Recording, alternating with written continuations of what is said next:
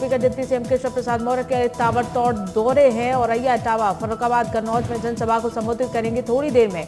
औरैया में जनसभा को संबोधित करेंगे। करीब 12:40 पर जेबी गार्डन इटावा पहुंचेंगे, तो वहीं 2 बजे फर्रुखाबाद के गुड़गांव देवी मंदिर पहुंचेंगे।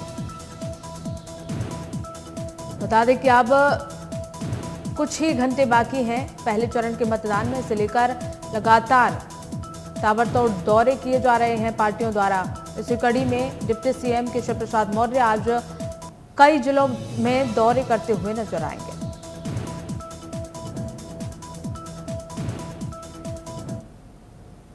तो वहीं सहारनपुर में एनसीपी नेता अखिलेश यादव ने विकास के मुद्दे पर राज्य सरकार को घेरा। उन्होंने विकास के मुद्दे पर सरकार को घेरते हुए कहा कि जिस तरह हमारा रोड शो गुजरा है उससे बता दिया है कि जिला कितना विकास हुआ है। अखिलेश यादव ने अतीक हत्याकांड पर राज्य सरकार को घेरते हुए कहा कि अतीक को सुरक्षा क्यों नहीं दी गई।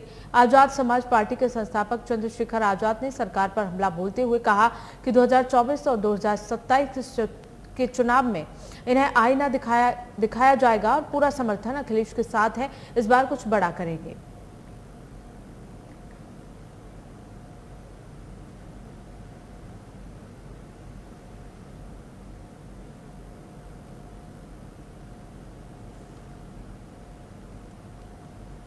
इसी बीच लखनऊ से बड़ी जानकारी को रुख कर लेते हैं। 7 नगर आयुक्तों को जारी हुआ नोटिस। स्मार्ट सिटी के कार्यों में लापरवाही को देखते हुए ये नोटिस जारी किया गया है। लखनऊ, झांसी, बरेली, प्रयागराज को नोटिस दिया गया। प्रमुख सचिव अमृत अभिजीत ने जारी किया कारण बताओ नोटिस।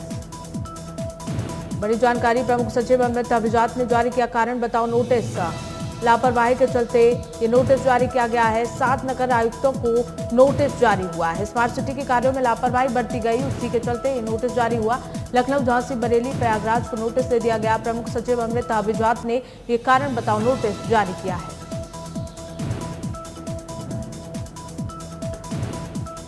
स्मार्ट सिटी के कार्यों में लापरवाही को देखते हुए नोटिस जारी किया गया है। लखनऊ, झांसी, बरेली, प्रयागराज को नोटिस दे दिया गया।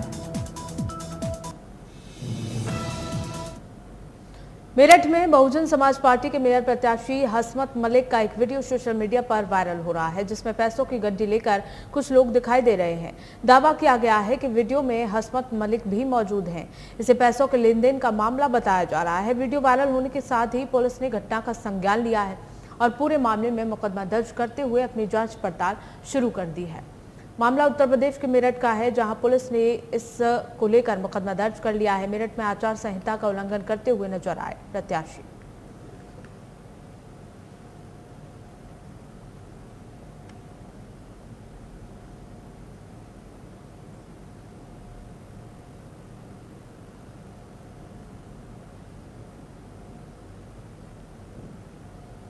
उत्तर प्रदेश के मेरठ का ये वीडियो, जहां पुलिस ने इस वीडियो को लेकर मुकदमा दर्ज कर लिया है। बता दें कि वीडियो का संज्ञान लिया गया है और इसकी जांच पड़ताल की जा रही है। मेरठ में आचार संहिता का उल्लंघन करते हुए नजर आए प्रत्याशी। यहां वीडियो में देखिए किस तरह से पैसों का लेन देन हो रहा है। आचार संहिता की खुलेआम धज्जियां उड़ाई जा रही हैं। ये पूरा वीडियो उत्तर प्रदेश के मेरठ का है, जो सोशल मीडिया पर इन दिनों बखूबी वायरल हो रहा है, जिसे लेकर पुलिस ने संज्ञान लिया है, FIR दर्ज कर ली है और जांच पड़ताल में पुलिस जुटी हुई है। खबर सिवान से है, जहां पर मगही गांव में एक 16 साल के नाबालिग लड़के बीते 2 दिनों से लापता है। परिजनों के मुताबिक वो पटना में पढ़ाई करता है। 1 मई को दोपहर 2:30 बजे वो अपने रूम से बाहर निकला, लेकिन अभी तक वापस नहीं आया। उसका मोबाइल भी बंद है। वहीं सारी घटना पास में लगे CCTV कैमरे में कैद हो गई। इसकी सूचना पुलिस को भी दी गई है। वहीं पुलिस ने इसके लिए कहा कि अगर किसी को कोई जानकारी मिलती है तो पुलिस की ओर से दिए गए नंबर से संपर्क करके इसकी सूचना दें।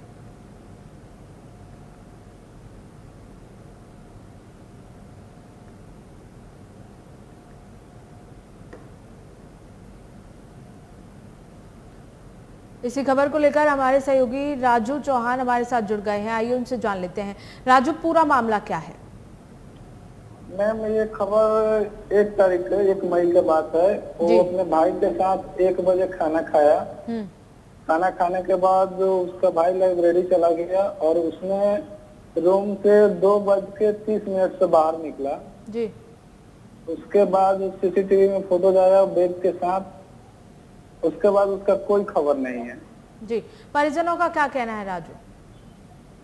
परिजनों का यही हम लोग खोजने के तलाश में है। थाना में FIR कर दिए हैं लोग।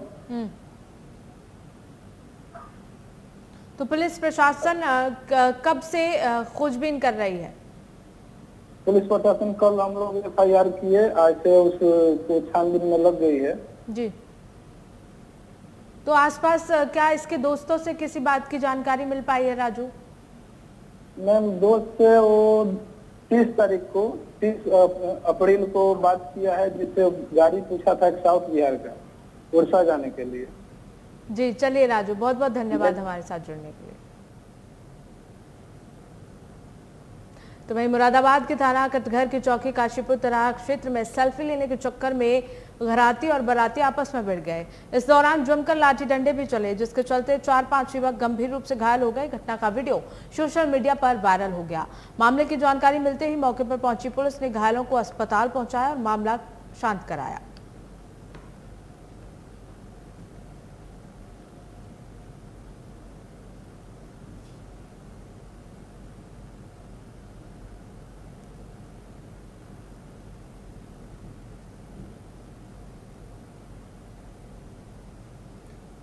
तस्वीरें उत्तर प्रदेश के मुरादाबाद की हैं, जहां जमकर मारपीट और लाठी डंडे चले। देखिए किस तरह से यहां शादी का माहौल था और सेल्फी को लेकर घराती और बारातियों में जमकर कुर्सी उठाकर देखिए किस तरह से मारपीट की जा रही है। झगड़े का वीडियो CCTV कैमरे में कैद हो गया।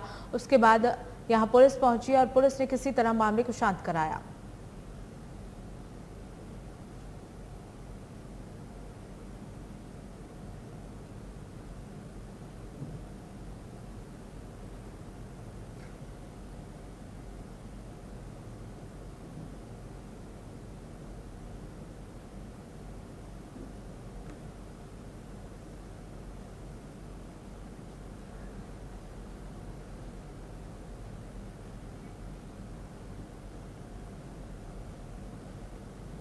इसी बीच अयोध्या से बड़ी जानकारी का रुख कर लेते हैं। क्रैशर पर रखे गन्ने के ढेर में बुरी तरह से आग लग गई। बता दें कि भीषण आग में गन्ने की खोई पूरी तरह से जलकर राख हो गई। दमकल कर्मियों ने आग पर पाया काबू। तारून क्षेत्र के नसरतपुर मजरे गांव का ये पूरा मामला बताया जा रहा है। तस्वीरों में देखिए किस तरह से भीषण आग गन्ने की खोई में लग गई। तो अयोध्या में गन्ने की खोई में भीषण आग लग गई। गन्ने के ढेर में आग, गन्ने की खोई जलकर पूरी तरह से खाक हो गई। दमकल कर्मियों ने आग पर कड़ी मशक्कत के बाद काबू पाया। तारून क्षेत्र के नसरतपुर मजरे गांव का ये पूरा मामला बताया जा रहा है। तस्वीरों में देखिए किस तरह से गन्ने की खोई का ढेर यहां लगा हुआ था, उसमें भीषण आग लग गई। दमकल विभाग की गाड़ियां पहुंची। कड़ी मशक्कत के बाद आग पर काबू पाया गया।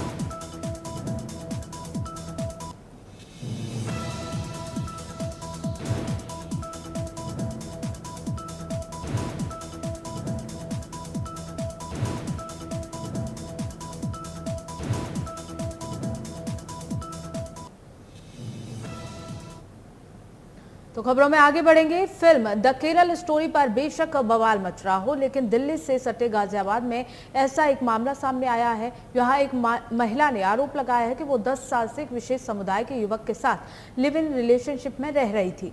महिला का आरोप है कि युवक ने उससे शादीशुदा होने की खबर छुपाई, जबकि युवक पहले से शादीशुदा है। युवती का आरोप है कि युवक का परिवार अब धर्म परिवर्तन करके उसे साथ रखने का दबाव बना रहा है।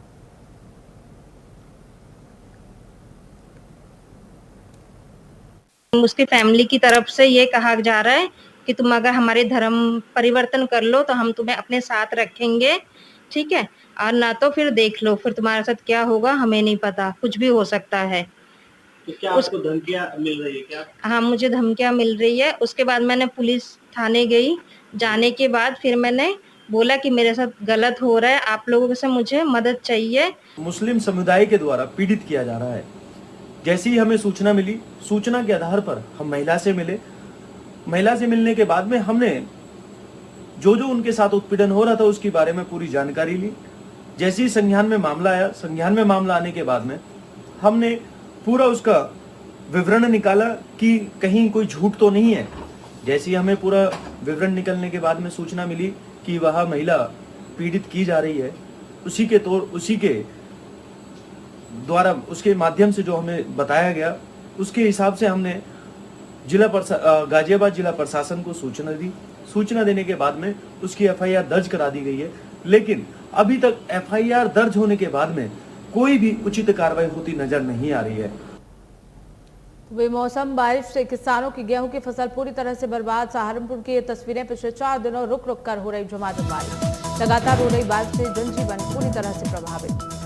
तस्वीरें सहारनपुर की है, जहां पिछले दिनों से 4 दिनों से लगातार बारिश हो रही है। ऐसे में बारिश की वजह से जनजीवन पूरी तरह से प्रभावित हो गया है। साथ ही साथ किसानों की गेहूं की फसल बर्बाद होती हुई नजर आ रही है।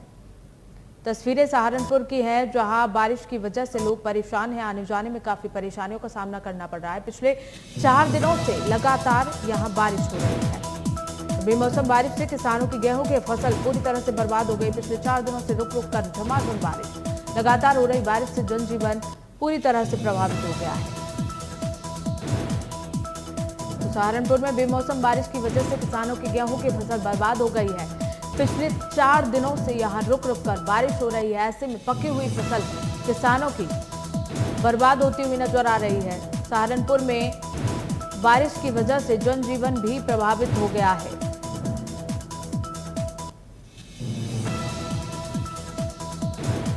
मई के महीने में लगातार बारिश से किसान परेशान हैं। किसानों की गेहूं की फसल बारिश की वजह से पानी पानी हो गई है। लगातार हो रही बारिश से जनजीवन प्रभावित हो गया है।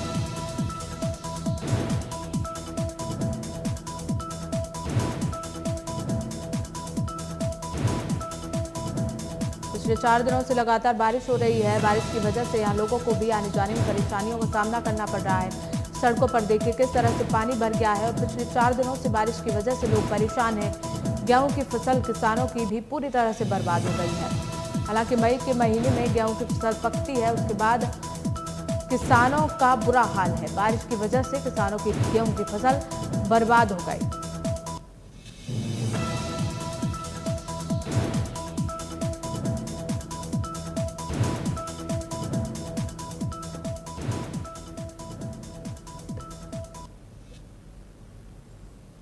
तो फिलहाल खबरों में बस इतना ही। देखते रहिए न्यूज़ वॉच इंडिया।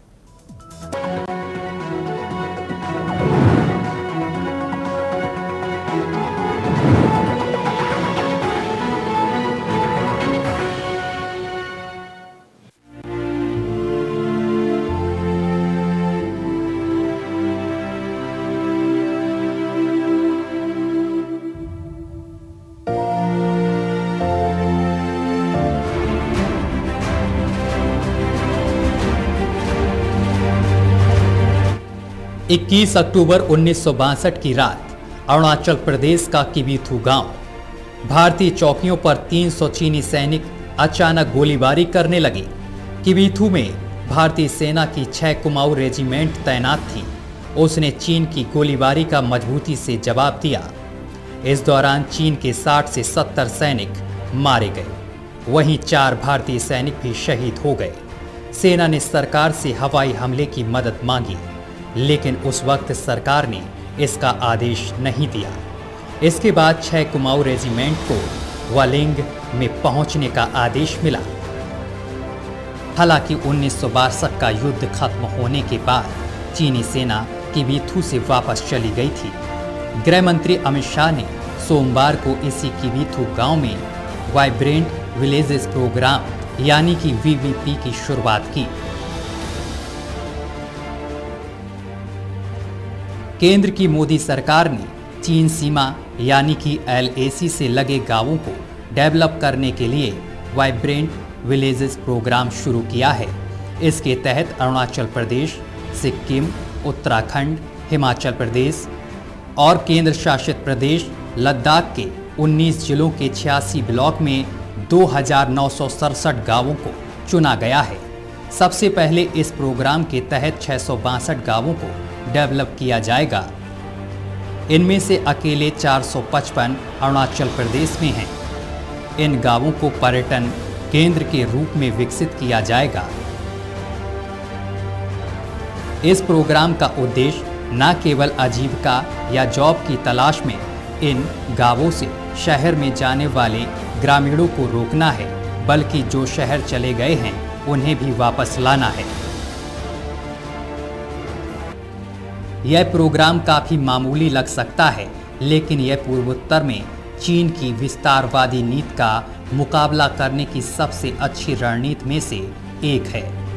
वहीं चीन ने भी भारत सीमा से सटे इलाकों में 680 गांव बसाए हैं, जहां चीन के उन लोगों को बसाना है जो तिब्बत और भारतीय लोगों से मुकाबला कर सकें। चीन की इस रणनीति को देखते हुए भारत भी वाइब्रेंट विलेजेस योजना चला रहा है।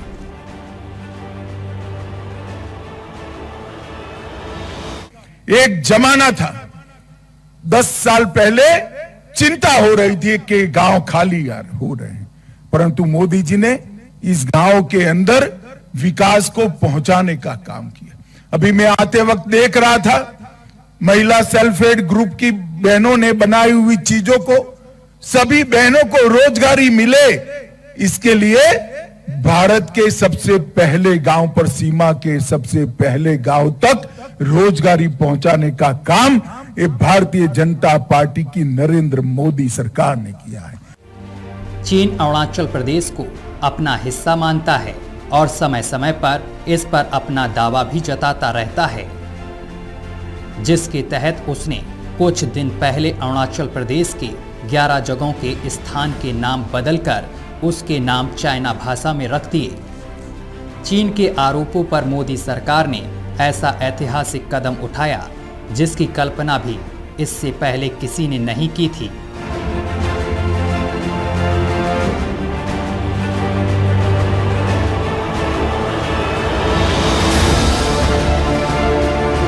मोदी सरकार का यह कदम कितना अहम और सख्त है, जिसका अंदाजा इसी बात से लगाया जा सकता है कि आज़ादी के बाद कोई भी केंद्रीय मंत्री अरुणाचल प्रदेश के किबीथू इलाके में नहीं गया, पर ये मोदी सरकार के साहस और मजबूत इरादों का ही परिणाम है कि मोदी सरकार ने चीन के विरोध को खारिज करते हुए सख्त कदम उठाया और केंद्रीय मंत्री अमित शाह को अरुणाचल प्रदेश के किबीथू इलाके में भेजा।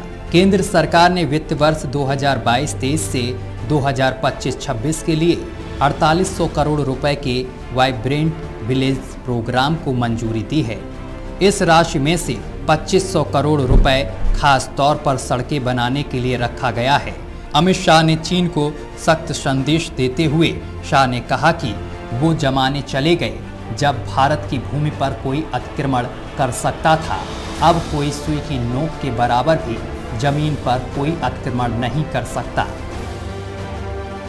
कोई भी हमारी सीमा पर आंख उठाकर देख नहीं सकता। और आज हम गर्व के साथ कहते हैं, वो जमाने चले गए जब भारत की भूमि का कोई अतिक्रमण कर सकता था। आज सुई की नोक जितनी भूमि का भी अतिक्रमण कोई नहीं कर सकता, क्योंकि आईटीबीपी और भारतीय सेना यहां पर उपस्थित है। मोदी सरकार ने मजबूत विदेश नीति अपनाते हुए चीन के विरोध को खारिज करते हुए 26 मार्च को अरुणाचल प्रदेश की राजधानी ईटानगर में G20 की बैठक का आयोजन किया था। हालांकि विरोध स्वरूप चीन ने इस बैठक का बहिष्कार किया था। चीन ने मोदी सरकार के इस कदम पर कड़ा ऐतराज जताते हुए इसे चीन की संप्रभुता का उल्लंघन बताया था, पर भारत ने इसकी परवाह नहीं की। विपक्षी दल लंबे समय से भारत की जमीन पर चीन के अतिक्रमण का आरोप लगाते रहते हैं, जिसकी वजह से देशवासियों में मन में कई सवाल पैदा होने लगे थे। विपक्ष के आरोपों का उत्तर देने और देशवासियों के मन की शंकाओं को दूर करने के लिए मोदी सरकार ने साहसिक कदम उठाते हुए गृह मंत्री अमित शाह को अरुणाचल प्रदेश के किबीथू गांव भेजा ही नहीं, बल्कि अमित शाह ने रात किबीथू गांव में ही गुजारी। अब सपा को हटा लिया जाएगा। सेना के जवानों का सम्मान हो रहा है, सशस्त्र बलों के जवानों का सम्मान हो रहा है, और शस्त्र लेकर जो युवा घूमते थे आज वो मेन स्ट्रीम में आकर मोदी जी के नेतृत्व में भारत के विकास के काम में लग गए हैं। ये हमारी नीति है। केंद्र की मोदी सरकार ने जिस तरह साहसिक और दूरगामी कदम उठाते हुए अमित शाह को अरुणाचल प्रदेश भेजा, उसका साफ संदेश चीन, पाकिस्तान के साथ विपक्ष को भी देना था, क्योंकि विपक्ष चीन को लेकर मोदी सरकार को लगातार घेरता रहता है और चीन का नाम न लेने पर मोदी सरकार पर सवाल उठाता रहता है। अरुणाचल प्रदेश में मोदी ने जो कर दिखाया है उससे विपक्ष की बोलती फिलहाल बंद है। वहीं अब मोदी सरकार एक और कदम उठाने जा रही है। चीन और पाकिस्तान को कड़ा संदेश देते हुए अब भारत G20 और Y20 की बैठक लेह और श्रीनगर में आयोजित कर रहा है। ये बैठक 26 से 28 अप्रैल और 22 से 24 मई को आयोजित की जाएगी। बैठक को लेह और श्रीनगर में आयोजित करने की घोषणा से एक बार फिर से चीन और पाकिस्तान को मिर्ची लग गई है। दोनों का आरोप है कि भारत एक महत्वपूर्ण अंतर्राष्ट्रीय बॉडी की सदस्यता का फायदा उठा रहा है। ये भारत के उकसावे वाली कार्रवाई है। भारत के इस कदम से चीन और पाकिस्तान बौखलाए हुए हैं और पिछली बार की तरह उम्मीद है कि दोनों देश G20 की बैठक का बहिष्कार कर दे। तो वहीं केंद्र सरकार के इस कदम पर विपक्षी दल क्या रुख अपनाते हैं, ये तो आने वाला समय बताएगा। वहीं भारत के इस कदम से देश के साथ साथ दुनिया भर की भी नजर रहेगी। ब्यूरो रिपोर्ट के साथ न्यूज़ वॉच इंडिया के लिए विवेक सिन्हा।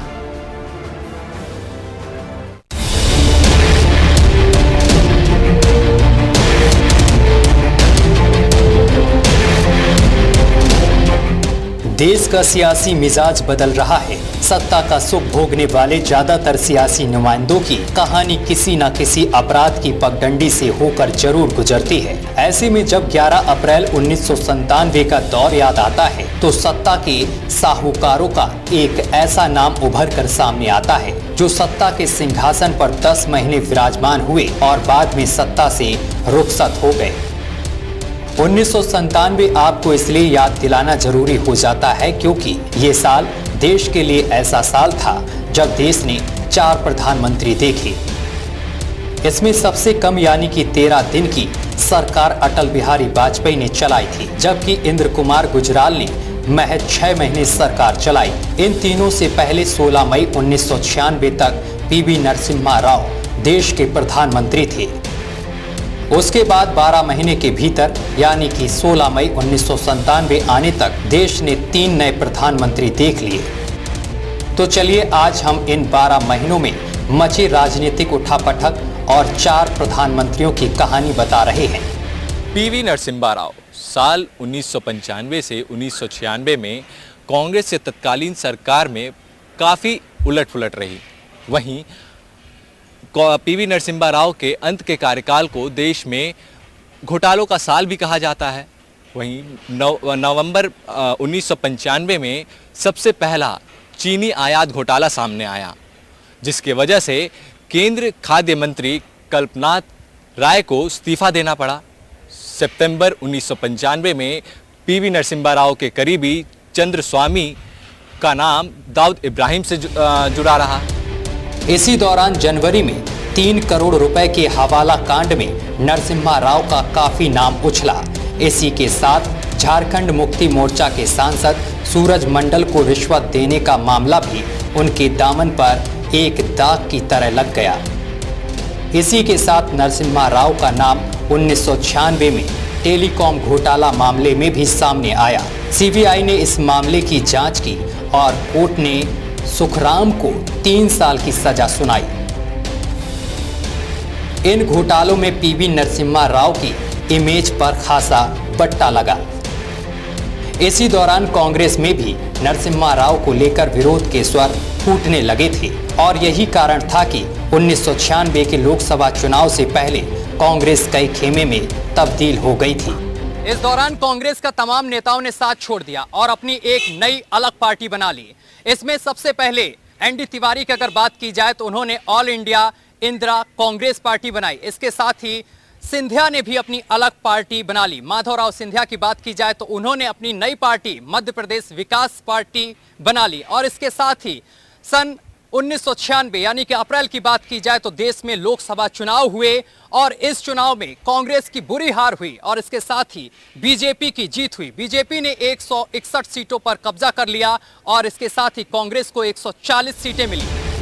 अटल बिहारी वाजपेयी 1996 के इस दौर में भले ही बीजेपी सरकार जीत हासिल कर पाई हो, लेकिन सरकार बनाने लायक उसके पास संख्या नहीं थी।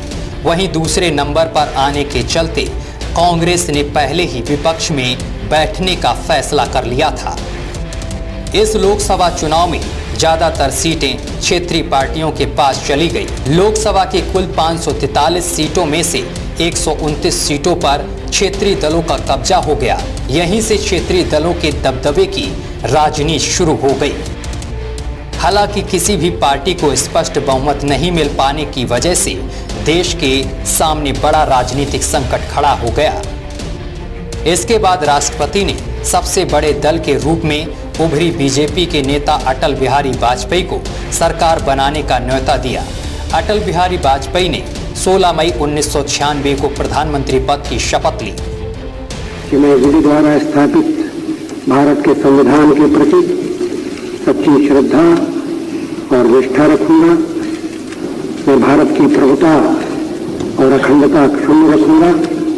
मैं संघ के प्रधानमंत्री के रूप में सरकार को बहुमत सिद्ध कराने के लिए 13 दिन का समय दिया गया।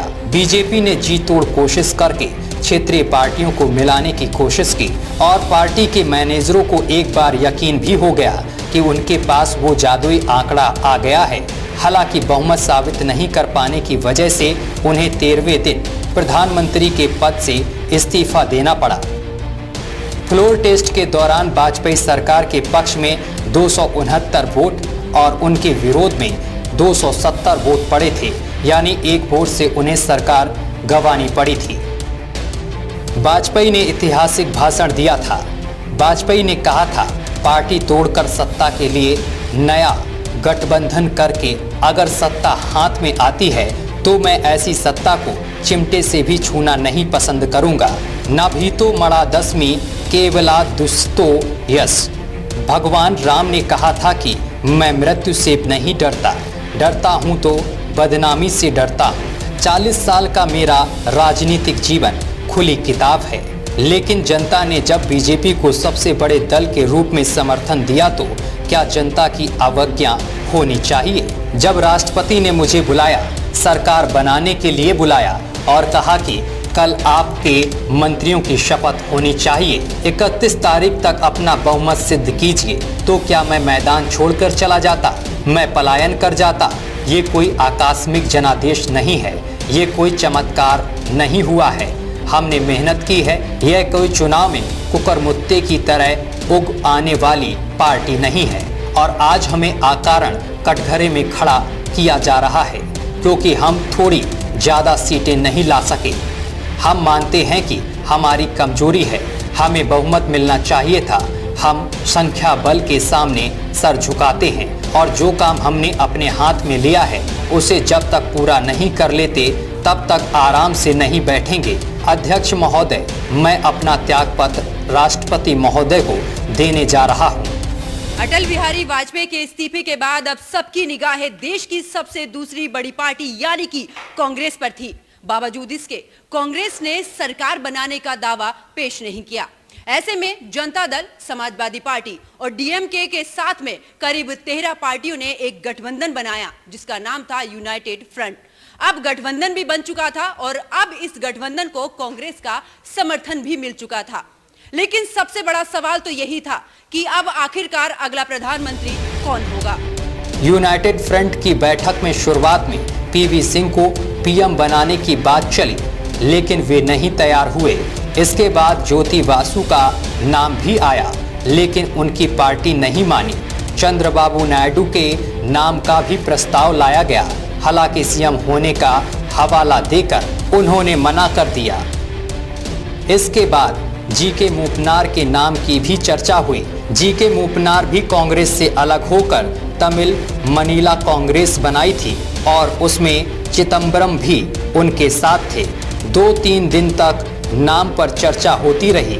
इसके बाद प्रधानमंत्री पद को लेकर तमिलनाडु भवन में बैठक हुई। यहां पर लालू प्रसाद यादव ने देवगौड़ा का नाम भी लिया और वो नाम चल पड़ा। लालू यादव ने अपनी biography Gopalganj to Raisina my political journey में भी इसका जिक्र किया है। वह बताते हैं कि जनता दल के राष्ट्रीय अध्यक्ष के रूप में मैं किंग मेकर की भूमिका में था। मैंने प्रधानमंत्री के रूप में कर्नाटक के मुख्यमंत्री HD देवगौड़ा का नाम प्रस्तावित किया। देवगौड़ा का विरोध करने वालों में उन्हीं के साथी रामकृष्ण हेगड़े थे, लेकिन मुलायम सिंह और लालू प्रसाद यादव सहित बाकी सभी लोगों ने उनके नाम पर सहमति जताई। वामपंथी दल चंद्रबाबू नायडू और मूपनार ने भी आपत्ति नहीं जताई। इस तरह HD देवगौड़ा को यूनाइटेड फ्रंट ने अपना नेता मान लिया और कांग्रेस ने भी समर्थन कर दिया। इस तरह देवगौड़ा का प्रधानमंत्री बनना तय हो गया। 1 जून 1996 को HD देवगौड़ा ने भारत के 11वें प्रधानमंत्री पद की शपथ ली। जब देवगौड़ा प्रधानमंत्री बने उसी बीच नरसिम्हा राव से जो है कांग्रेस के अध्यक्ष पद से इस्तीफा ले लिया गया। थोड़ा समय बीता तो सीताराम केसरी को कांग्रेस का नया अध्यक्ष नियुक्त कर दिया गया। कुछ समय तक देवगौड़ा सरकार ठीक तरह से काम करती रही। थोड़ा और समय बीता तो देवगौड़ा और सीताराम केसरी के बीच में कुछ विवादों की खबरें सामने आने लगी और करीब 10 महीने बाद जो है कांग्रेस ने देवगौड़ा सरकार से अपना समर्थन वापस ले लिया।